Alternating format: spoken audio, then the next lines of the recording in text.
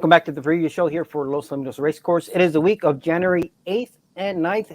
I'm pleased to begin the show now with the voice of Los Alamitos, Mr. Michael Rona. Michael, before we dive into this week's card, I want to get you a little bit thoughts about last week's Charger Bar. What do you think of Kiss Through Fire defending her title? Tremendous performance, and what a great thrill it must have been for young Diego Herrera, picking up that mount at the last minute and scoring his first Grade 1 win. What a thoroughly professional mare, and it was very encouraging to read Juan Aleman's comments about how they're going to target plenty of the enhanced mares program across this season at Los Alamitos. This after she won more stakes races last year than any other horse, and there's a lot more to come from her and a lot more to look forward to. Hopefully she can find a way into the Champion of Champions by the end of the year. Yeah, that would be a great way to kind of target towards the end of the year. But you mentioned it. She's just been such a good, consistent mare. And I said it on air and TVG as well, that the appreciative part about her is that she doesn't win by flashy margins. She doesn't destroy her fields. Once she gets in control of the race, she just does what she needs to do. And if you see her form, she kind of just, once she grabs the lead, she kind of holds off. Everybody is trying to challenge her. So she's been a very, very cool mare. Yeah, she's very tenacious. And of course, in setting that record for most stakes wins by a horse last season at Los Al, keep in mind that she lost one of them via DQ. She could have and should have had even one more to her credit. So really great effort by Juan Aleman to keep her going across the season. And she's begun this year just as she began last year with the Charger Bar Grade 1 win. Yeah, so congrats to the connections. I'm a big fan of the breeding operation of Gantry Farms and their operation. If you follow the mares of what they've had a very good success of their good race mares producing now good race mares as well. So that breeding line, that homebred line, has been sensational for them. All right, let's take a look at Saturday night's program, Michael, and you're taking us to race number 4. Yes, it's a maiden race at 300 yards for the newly turned 3-year-old fillies. And Jose, I was very encouraged by the debut of number 5, Just Good Candy, when she finished third in the same race that Best Queen's Card finished second. They actually were neighbours in the gate on this occasion, so we can check them both out in this replay from December 18. Just Good Candy had gate 5, and Best Queen's Card was the favourite in the race, breaking from post position 6. Yeah, so 5 and 6 respectively. Just Good Candy is in gate 5. What did you see this night here? Well, I noticed that she was a little bit slow to leave the gate, but she did some really nice work in between horses in the final furlong. Best Queen's Card has more experience. She was racing for the 4th time, whereas this was the career debut of the grey Just Good Candy. She finished a convincing margin clear of the rest of the field. She was good going into the clubhouse turn. You know, Best Queen's Card had gates 2, 2, and 2 in her first 3 starts before she got out to gate 6 in this race we just showed you. And she wasn't able to get the job done, and now she has to contend with gate number 1, whereas my pick, Just Good Candy, has the same gate, number 5, in this race on Saturday night. And with the natural improvement you'd expect from the first to second start, just think there's a lot more upside here with Just Good Candy. Yeah, it's a field of 6, and 4 of them are going Lasix for the first time, which is 1, 3, 4, and 5. So Just Good Candy is one of those runners that is out in Lasix for the first time. I was encouraged, just as you, by the good finish despite the slow start. And I like that she kept a fairly straight path after not breaking all that well. So she did show some professionalism as, once she leveled out later in the race. And she seems to have plenty of room to improve for Legacy Ranch, a homebred. Yes, she actually debuted for Terry Knight and switches to Lindolfo Diaz, but importantly, I think retains the services of Jesus Ayala in the irons. And I think she'll be really hard to beat at start number 2. The other horse that's well in commission on the morning line is Wave Runner, but she's had 9 starts, hasn't been able to get the job done yet. And again, I just think this more lightly raced filly has the upside and the biggest scope for improvement. So I'm pretty keen on her prospects in race 4. Yeah, and another note, Wave Runner is making a quick turnaround from January 2nd to this week. So a week turnaround for the two, whereas Just a Good Candy is coming off of a little bit of a freshening. That is the fourth race on Saturday night, which is the completing leg of the early pick four. 8 races scheduled for Saturday, which means the late pick four will begin in race number 5. Michael, thanks so much for that analysis and that replay there for Just Good Candy. And hope to see you out there this weekend at Los Al. Okay, looking forward to it. Thanks, Jose. All right. Thanks, Michael. My pleasure. Thanks for fitting me in early, mate. No worries. Talk to you later. Bye. Okay, bye-bye.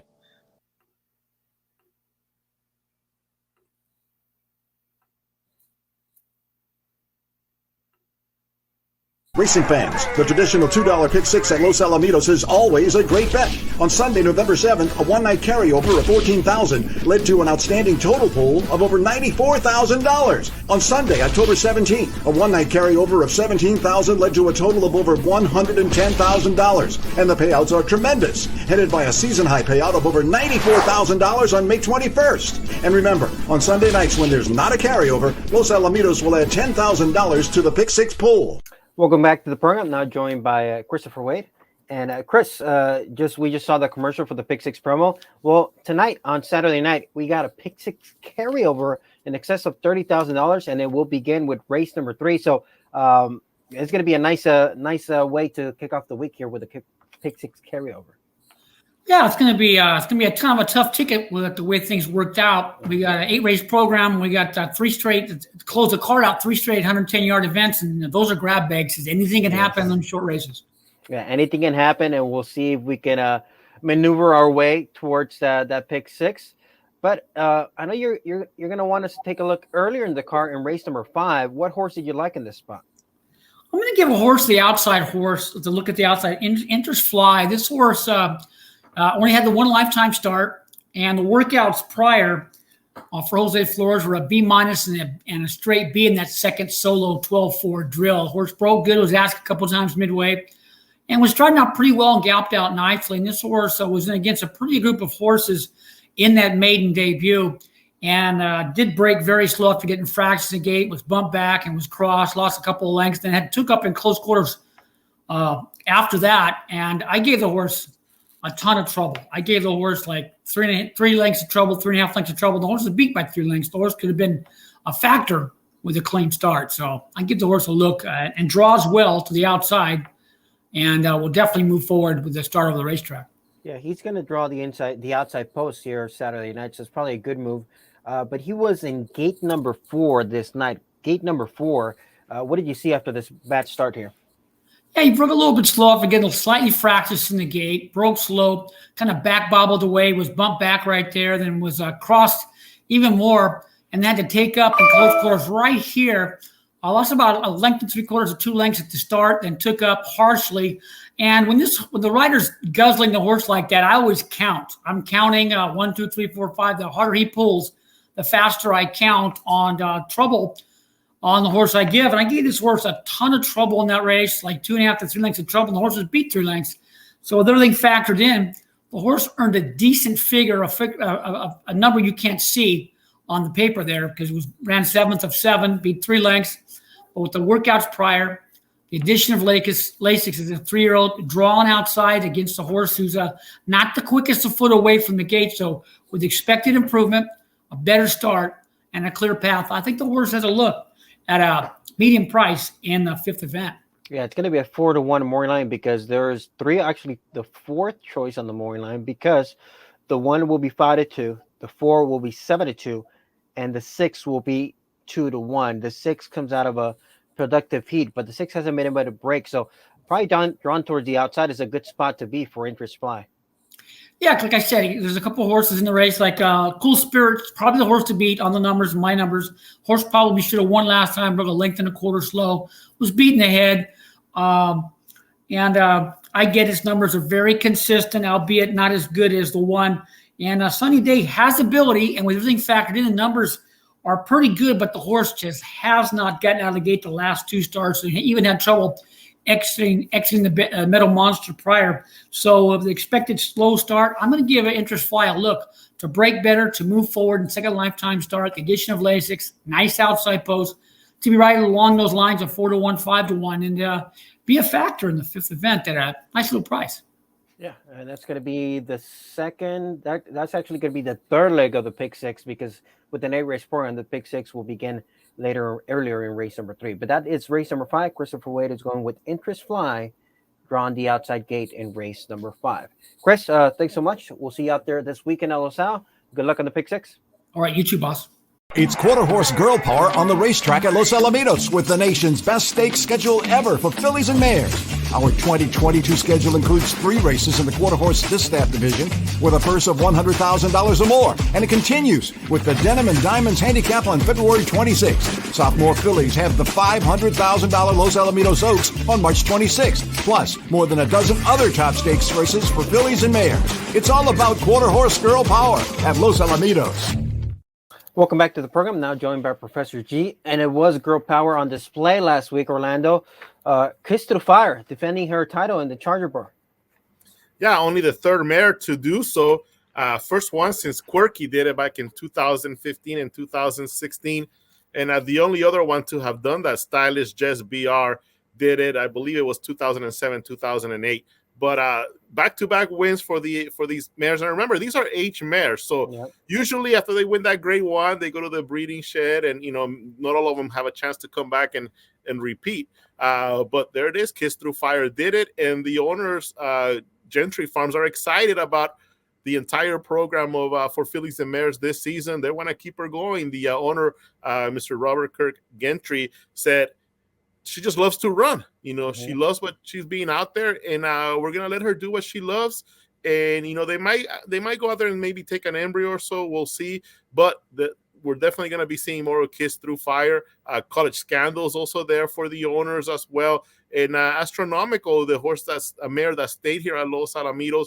Hopefully we get to see her more here at Los Al. But very solid race in the Charger Bar.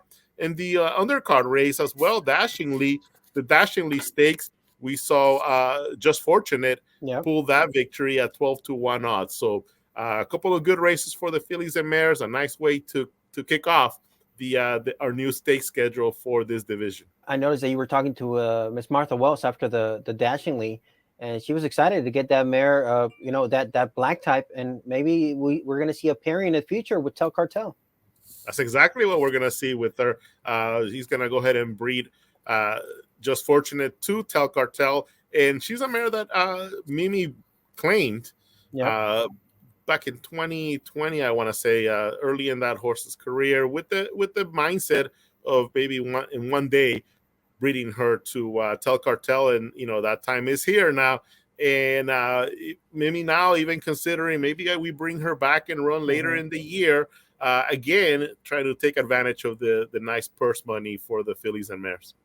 All right, so that's the calendar. Up next, I think Denim and Diamonds is the one up next, maybe to the middle of February, late February.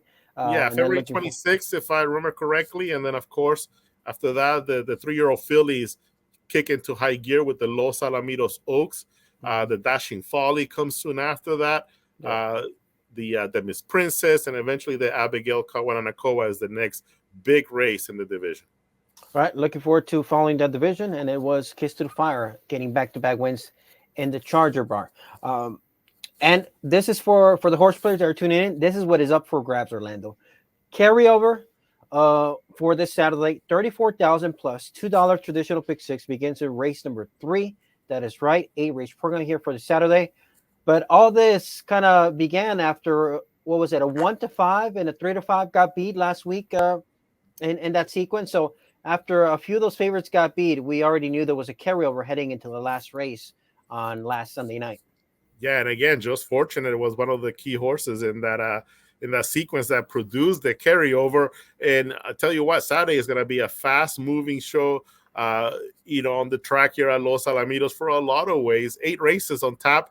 So we start off with the early pick 4 in race 1, and the pick 6 begins in race number 3. So you don't have to wait too long to get excited and involved in this pick 6. Looking forward to a nice total pool in this pick 6 on Saturday night. And soon after that, we get the late pick 4. So getting ready for, a lot of excitement, a lot of nice races here at Los Alamitos. Some really nice horses. On top, we have 3 110-yard races, but some really nice horses involved there, including a couple of stakes winners, Jet Wings 1 and Just Another Commando. Yeah, so looking forward. Let's take a look at the sequence briefly here as we go through it. Mike Corona and Christopher Wade were kind enough to join us and give us a selection each for one of those races. But let's pick up the program with race number 2, because I know you had some interviews that you were able to catch up with some connections. Race number 2, 1,000 yards for the thoroughbreds here in this spot. We got a field of 6 horses lining up. But who were you able to catch up with in this race? Well, right off the bat, we were able to catch up with Cesar de Alba. And, there was no doubt that he was going to be successful as a trainer. He just has that personality, charisma, an excellent horseman, very much involved, getting horses prepared for racing prior to their 2-year-old years. Grew up in this business, Cesar did, and now his barn, you can start seeing it grow. He's got some thoroughbreds. He's got some nice stakes caliber quarter horses. The babies are coming up. He's training for Colleen Ledgerwood, training for Parsons Family. Got some horses for them as well. So all in all, we can see the barn of Cesar de Alba continuing to grow, and he's got a couple of nice runners in the Saturday program. We cut up to Cesar talking about Clear Win and also Fool the Kid in race number 6. We're here with trainer Cesar de Alba, and the barn just keeps growing. Cesar, more and more horses, exciting development. Of course, that was never in doubt.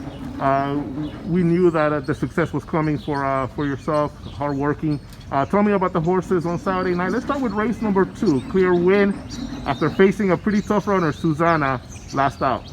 Yeah, she's a nice filly. I got her from Quinn Howie, sent her in good shape down here to me, and we put a 3/8 work in her just so she can see the track and get a feel for it.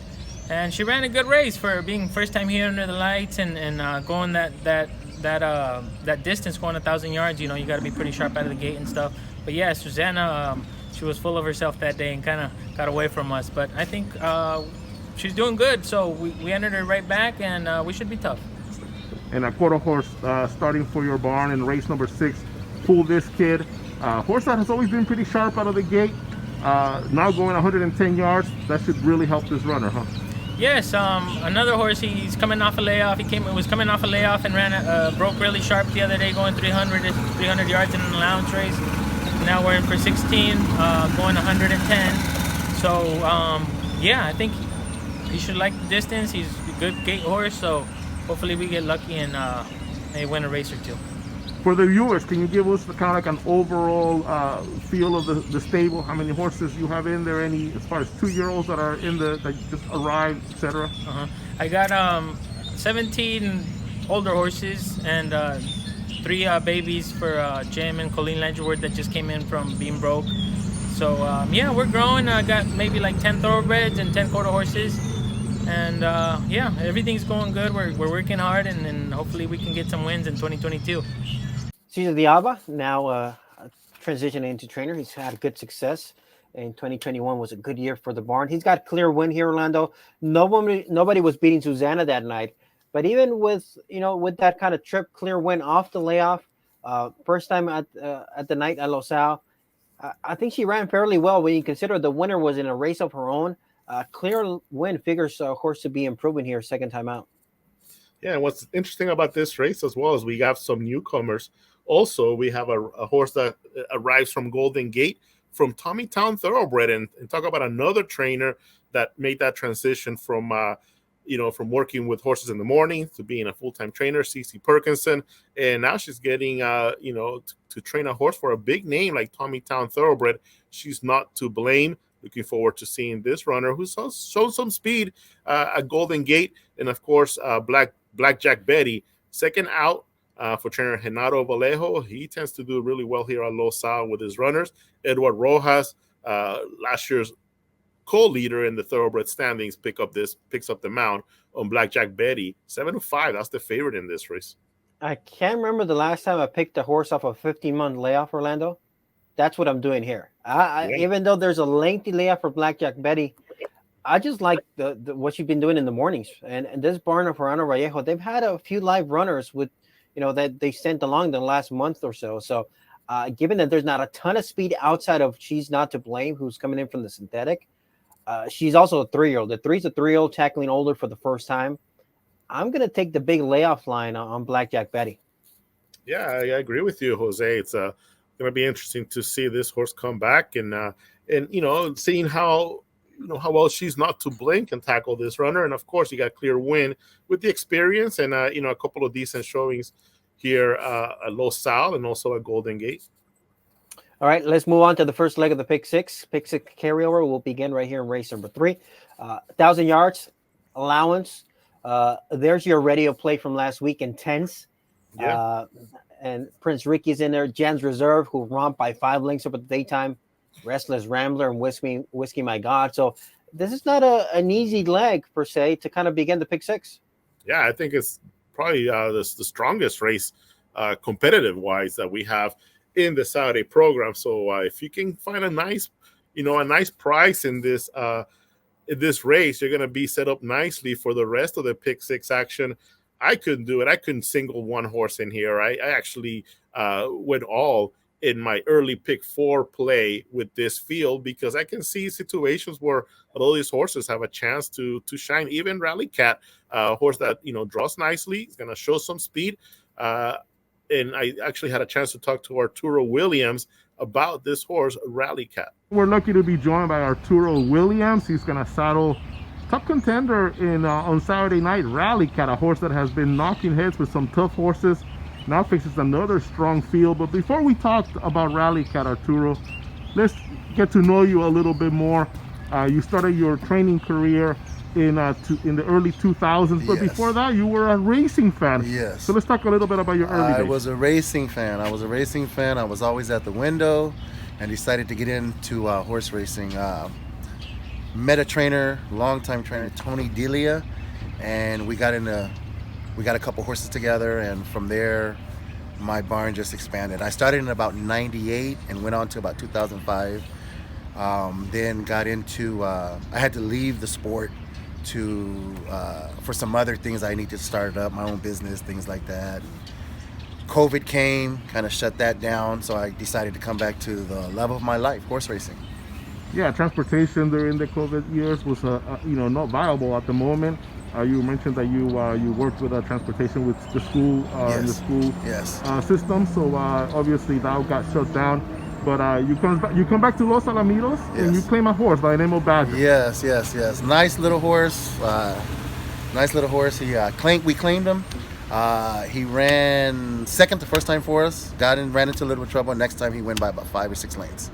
Yes. Tell me about your barn, the current group of My horses. current barn, we have about 5 horses in there right now. Rally Cat is the head of the barn right now. He's training real good for us. He's running good for us. We have a couple other nice horses in, a couple private purchases that we've bought, and we're rounding out. We're gonna get a couple more, maybe a nice 8-horse barn or something like that, and that'll be it for us. That's all. That's a competitive group of runners. Yes. I mean, if you can get 8 horses, Yes. We've been following your training career. Your Yes. horses deliver. They run, solidly and knock heads every time. Yes, that's what we're looking for. We just want to be competitive. Want our horses to be competitive. We want to be competitive. Talk to me about Rally Cat in this group. He's going to start from the rail. Yes. There's some solid speed. Horses like Restless Rambler, Whiskey My God. Nice What's going to be field. the strategy? I think we just have to go with them. This race we have to go with them. Last time he was on the rail, he won. He went to the front, never looked back, and hopefully we can get that same kind of trip this time. A couple of trips back, he's had some trouble in the last 2 or 3 races, but he's looking good this race. He's coming up to this race really good. You were telling me that you live about 45 miles from the Yes. track. So, but getting up in the morning to come see the horses, I that love makes it. the drive I worthwhile. love it. Coming out as soon as I get here and see the barn and my horses and the horses, it's just I'm in a different world. I love the sport. We're certainly happy to see you here at Los Alamitos. Looking forward to your success and continuing following your career. Thank you, sir. Thank you. Rally Cat draws the inside post, Orlando, thanks to Arturo Williams. But what I respect about Rally Cat is that he's got more speed than when it shows on paper. He's been facing some very good Yeah, horses. absolutely. The likes of Polar, he's very, very fast. Polar, you see in the Zimba running line. Warrior. Yep, Baby Gronk. And last time out, he drew the outside post in a field of 5. Tonight, he draws the inside post. So you're probably thinking that they're going to try to make the lead or at least be part of the early pace scenario from that inside post. Yeah, it's exactly what Arturo Williams was saying. And he mentioned a couple of horses as well, the 5 Restless Rambler, the 6 Whiskey My God. Those are the horses that he think will be in contention early on. But, you got some horses like the 4 Jan's Reserve, horse that's made a lot of money in a long career, a solid career, 45 stars here for Jan's Reserve. Is a really good group. It is. And speaking of other speed, Restless Rambler dueled with Justin Mitch over that daytime race on December 9th. Justin Mitch was in that race. We know how quick Justin Mitch is. Restless Rambler was right there dueling with that horse, ended up finishing 3rd, only missing 2nd by a neck. So expect a good speed as well from Restless Rambler coming back to the nighttime oval. Race number 4 is the payoff leg of the early pick for Orlando. Quick look around at this race. We talked to Mike Corona. He showed us the replay of Just Good Candy for Landolfo Diaz Legacy Ranch. He liked the way this filly finished despite breaking a bit slow that race. Yeah, and I agree with Michael there. Just Good Candy. I actually made this horse my top selection in this race. When Ayala and Diaz hook up, they do extremely well together. And, I think this horse, second out, we'll see some improvement from Just Good Candy. And that might be bad news, Orlando, because that is my top pick in the Nightlands as well. This might be too much weight on Just Good Candy. But Send It Again draws the outside post coming in from Ruidoso. I thought, based on the competition, she could be a little bit of a factor here. The 1250 workout was not flashy, but she took care of business. She broke well. She kept a fairly straight path in that workout. She's probably going to have to run very, very sharp tonight. First time here at Los Al. But I think she deserves a little bit of a look at 9-2. Yeah, and the type of horses that this horse has faced, Ruidoso Downs, first out. How about she faced Bomb Cyclone? Yes. Yeah, look at that. Bomb Cyclone, the eventual Los Alamitos 2 million futurity winner way back when on June 18th when he was still just getting his maiden diploma in that event. Race number 5, the start of the late pick 4 in this event. 300 yards.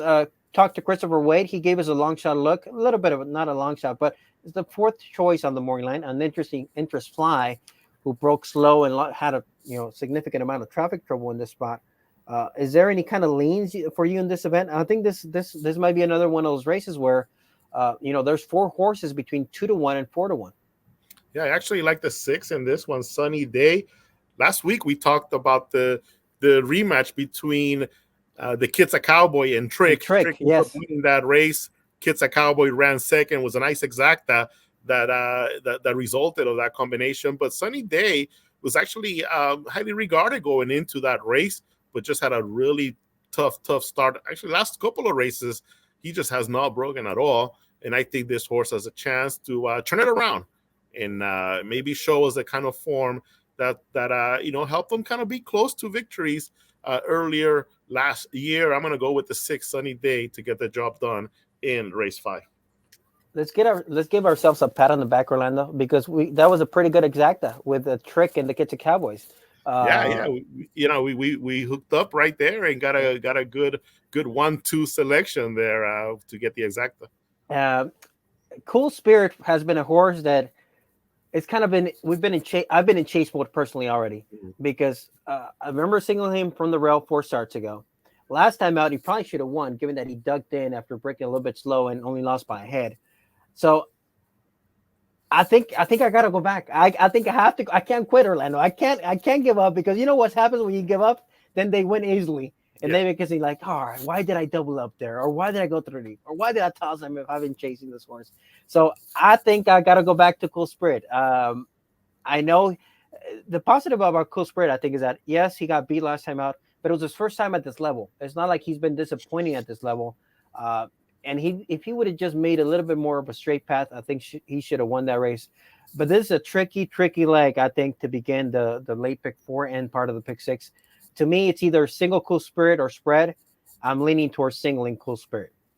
And Cool Spirit has finished second 4 times out of 7 starts. I picked them to finish second in this race. There you go. The exact horse. All right. Race number 6, Orlando, 110 yards. Get ready. Races 6, 7, and 8, Orlando, 110 yards. Don't blink or you might miss them in back-to-back races. There's little room for error. Scratch that. There is no room for error. No room for error at this distance. We talked to Cesar de Alba in that interview earlier on. He's got the 8-5 morning line favorite in Fool This Kid.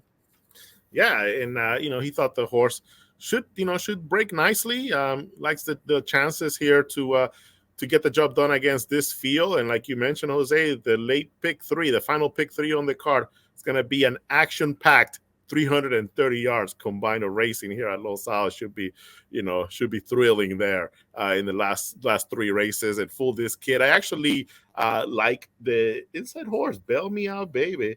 Kind of interesting. We talked about Copawino's Best last week, and this horse ran 4th against Copawino's Best and actually broke pretty nicely in that race. I think this distance, Bail Me Out Baby can kind of get the job done there. And it's only the first time man entered for a claiming tag. She has been protected in allowances or straight maidens events. So I went 5-1-6 in the night lines here, Orlando. Fool This Kid, the 1, and then Big Fabuloso draws the outside post. But if you draw a line through that effort last time out, I think if you just focus on what he had previously done at 110 yards, he hasn't been too far off of some of these sharp fields. You see Suman for Spuds 3 starts ago, Powerline Road, who will be competing later on tonight. So Big Fabuloso, I think, has a shot from the outside post. Yeah, drop in class, and we got an opportunity to talk to Jose Hernandez Jr. about his charge here at number 6, Big Fabuloso. We're here with trainer Jose Hernandez Jr. Fans remember him for sure, working with a great Farniente for many years, a multiple stakes winner here at Los Alamitos. And on Saturday night, you'll be saddling Big Fabuloso in a pretty competitive race. You're starting from the outside post with Big Fabuloso. Give us an update on this horse, Jose. Well, I think the race looks pretty good for him. I think mainly because he's taken a drop in class. He's run pretty well at 110 yards before, but he's just been hooking some monsters. And I think the class will be definitely a big relief for him. 16,000 claiming, and then especially his post, I think it's going to definitely help him out. And horse is doing good. I think, like I said, quick break, being on the outside, he should be right there. Give us an update on the barn if you don't mind. Some horses, babies are expected to come in. Right now, I mainly do thoroughbreds. Okay. I have a couple quarter horses that look very promising for this year. So, look forward to it. Best of luck this Saturday night, and looking forward to seeing the horses develop in 2022 in your barn. Thank you. Thanks to Jose there. He's got Big Fabuloso at 4-1.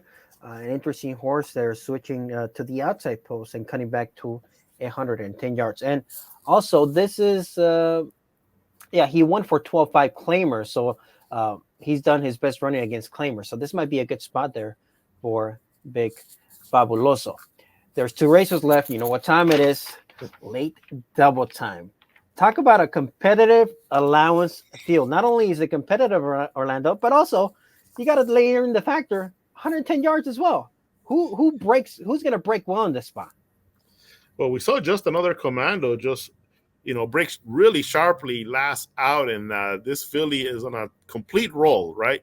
Won an allowance race, comes back and wins the Aquilina handicap against 2-year-old fillies, and then returns and has a nice score against allowance competition, including a horse that she'll be facing again, Runaway Witch, a filly that has done, or a horse that has done really, a filly. Yeah, it is a filly, Runaway Witch, that has run extremely well in Intermountain Circuit and has had some nice races here at Los Al. And even Cumbia. Cumbia is a pretty solid horse that just another commando defeated last out. So like you mentioned, very competitive group of runners here in this 110-yard race.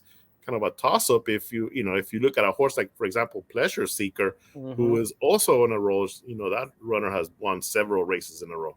So we have 2 horses exiting with 3 race win streaks. That is the 1, Just Another Commando, and that is the 6, Pleasure Seeker.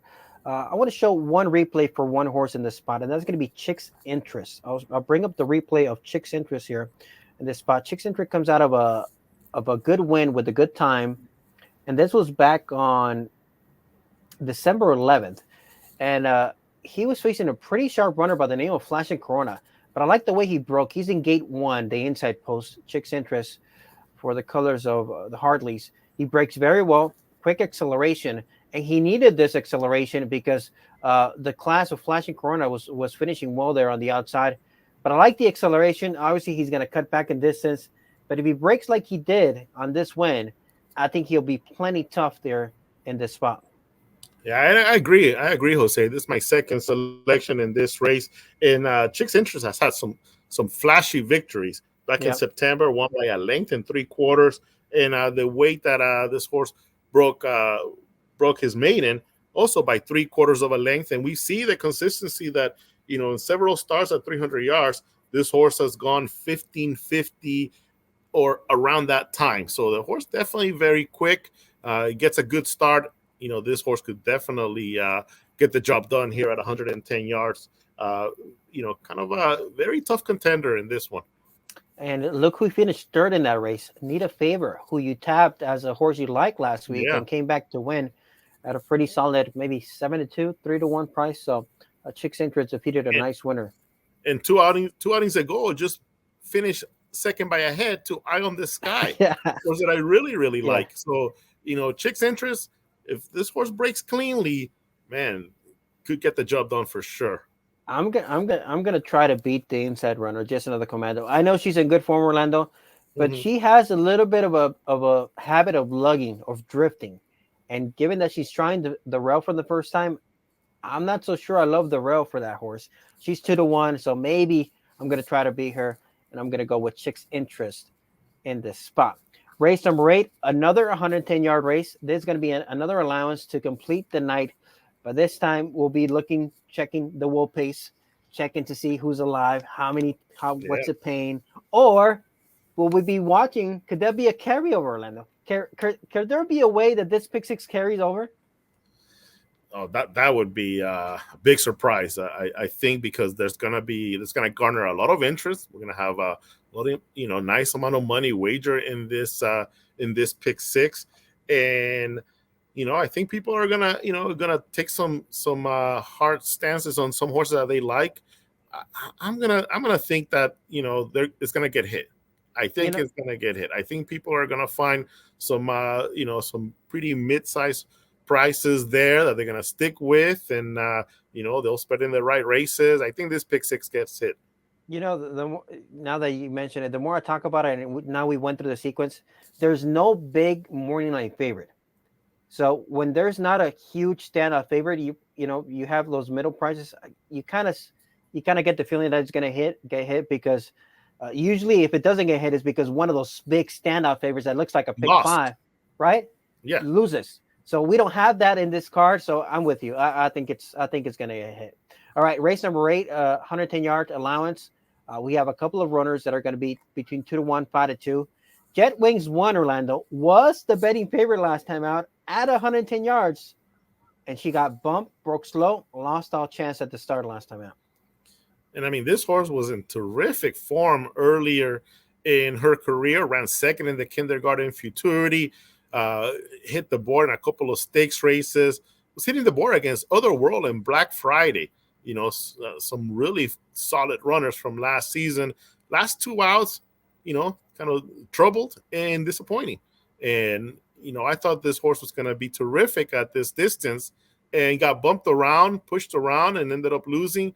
But I still think that, the horse is going to turn it around and will be very tough in this race. Horse that I kind of like here is the 2, Pretty Devon Lady, has run at this distance twice and has performed well. Yeah, 15-1 last time out. Almost pulled the upset against Political Babble, who I thought was a little bit of a price as well. So that should have been a nice exacta that day. So Pretty Devon Lady, good back-to-back efforts. Just Beat of Fire is 5-2. she hasn't tried this distance as far as I can see in the past performances, Orlando. So she lacks the experience, but overall, she's been facing some pretty good horses. Yeah, including Just Fortunate, who we talked about earlier in the show, and 2 races back faced Just Fortunate, Baccarat Attack, who you pegged to win, and the horse did just that. La Estrella Corona, Squidward, a lot of nice horses that Just Beautiful Fire has raced. But again, this race is at 110 yards. Yeah, no room for error. No room for error here for Jet Wings 1 in gate 5. River Rosa Cartel draws the outside post. She only missed by about half a length in the same race as Pretty Devon Lady, but she's going to have to break absolutely perfect because she's been finishing behind a couple of these rivals in recent starts.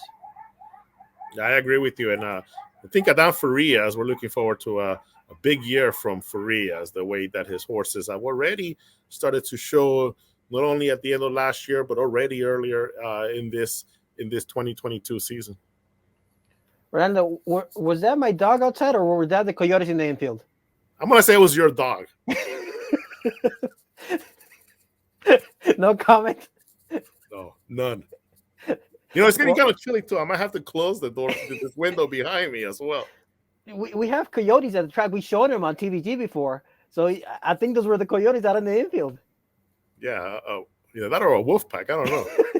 Yeah, I don't know what's going on. For a second, I thought it was my dog outside, but I remember we've had Coyotes on the show make their way. So somehow, some way, they're out having a party out in the infield at Los Al. I was hoping you wouldn't hear that. I wouldn't say anything. I'm like, why don't they open the window back here? I got worried. I was like, do I need to run outside and check on my dog? What's going check on? Noodles. Yeah, Noodles. I was like, is Noodles okay? What's going on? But it was something in the infield is going on at Los Al. So that's a look at the A-Race program there for Saturday night at Los Al. Pick 6 Carryover will be the featured talk of the evening. So looking forward to that. Do you have any kind of pre-entries for Sunday night? We don't have a calendar yet, but do we have any allowances or overnights to look forward to? Do you know? I have not seen them come through yet. I know first post on Saturday will be 6 p.m. And, just check on our website as soon as they come on. We'll load them on our website. Maybe tweet out the wagering sheets as well on our Twitter page at Los Al Racing. All right. Thanks so much, Orlando. Sorry about the Dolphins. The streak couldn't stay alive. But how about the Raiders, Orlando? Those Las Vegas Raiders, another win. Yeah, and if things stand, you're in the playoffs. You're in the playoffs. So you're gonna have to face either the Chiefs or the Bengals. Bengals are looking hot. They're looking really good. I read there's a way that if somebody loses, both the Chargers and the Raiders can get in if they end up in a tie. Wow. Can you imagine that? Can you imagine them just punting the ball all day long? All day long, just punting the ball. Soccer game, right? Like a World Cup soccer game when they know that all they need is a tie. Yeah, exactly. Like when they're watching the scores of previous games and like what happened, but that's not going to happen. But the Raiders host the Chargers, and they're in control of their own destiny to get into the playoffs. So George is going to be. You make sure you have George Duarte there focused, Orlando, because he's going to have one eye on the game, one eye on the quarter horse races.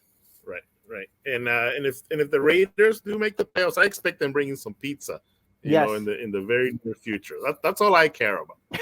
Yeah, we just got to check with if he's quiet over there in the corner, that means he's probably doing well. He's probably doing well. He's liking the score. All right, Orlando, thanks so much for the interviews and catching up with those horsemen with the entries for this Saturday, and we'll be ready for the carryover on Saturday night. That's right, Jose. First post 6 p.m. on Saturday night, and a nice carryover over 34,000. All right, have a good night. You too.